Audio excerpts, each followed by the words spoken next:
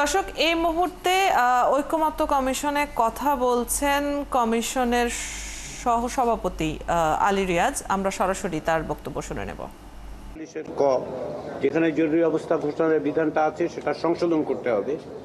দ্বিতীয় সেটা হচ্ছে জরুরি অবস্থা ঘোষণা যেন রাজনৈতিক হাতিয়ার হিসেবে অপব্যবহার না হয়। আমরা সেই জায়গাটাতে আছি। এটাকে আরও সুস্পষ্ট করা দরকার বলে রাজনৈতিক দলগুলো মনে করে, জাতীয় ঐকমত্য কমিশন মনে করে। সেই কারণে বিভিন্ন বিষয় কিভাবে আরও সুস্পষ্ট করা যায়, কি বিষয় তাতে সংযুক্ত করা যায়, সেগুলো নিয়ে আলোচনা হচ্ছে। যেমন অভ্যন্তরীণ গোলযোগের যে কথাটা আছে এখন 141 কতে, সেটি না রাখার ব্যাপারে রাজনৈতিক দলগুলো একমত হয়েছেন, কিন্তু এটাও তারা বিবেচনা করছেন যে বিভিন্ন সময় অভ্যন্তরীণ অন্যান্য কারণে জরুরি অবস্থার বিধানগুলো কি হতে পারে, কেমন হতে পারে, কিভাবে সেটা প্রযুক্ত হতে পারে, কিভাবে জরুরি অবস্থাকালীন সময়ে অন্যান্য ব্যবস্থাগুলো কার্যকর রাখা যায়, এবং আসলে কিভাবে জরুরি অবস্থা ঘোষণা করা হবে। এখন যে বিদ্যমান ব্যবস্থা সেটা হচ্ছে প্রধানমন্ত্রীর প্রতি স্বাক্ষরে রাষ্ট্রপতি জরুরি অবস্থা ঘোষণা করেন। সেটার বিভিন্ন রকম প্রস্তাব আছে টেবিলে, সেগুলো আমরা বিবেচনা করছি। ঐকমত্য কমিশনের পক্ষ থেকে মন্ত্রিসভার অনুমোদনের বিধান যুক্ত করার কথা বলা হয়েছে।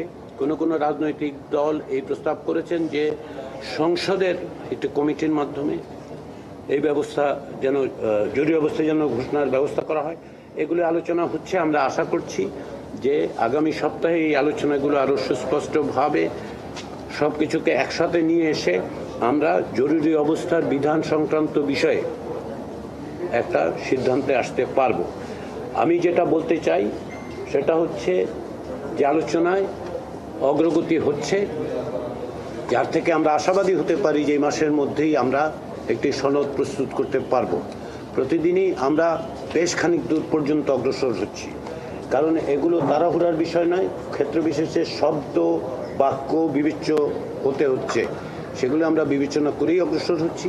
রাজনৈতিক দলগুলো সম্পূর্ণ আন্তরিক হৃদ্যতাপূর্ণভাবে আলোচনা করে ঐকমত্যের জায়গায় আসছেন, তাদের পরস্পরের মতামতকে শ্রদ্ধা করছেন এবং সেভাবেই আলোচনা অগ্রসর হচ্ছে। যে কারণে আমি বারবার রাজনৈতিক দলগুলো আন্তরিকভাবে ধন্যবাদ জানাই এবং আমরা মনে করি যে এই ধারা অব্যাহত রাখলে আমরা এ মাসের মধ্যে একটি জাতীয় সনদ প্রস্তুত করতে পারব। আপনাদের সবাইকে ধন্যবাদ। রাজনৈতিক দল করছেন, আমি আর আপনাদের কাছ থেকে সময় নিতে চাচ্ছি না।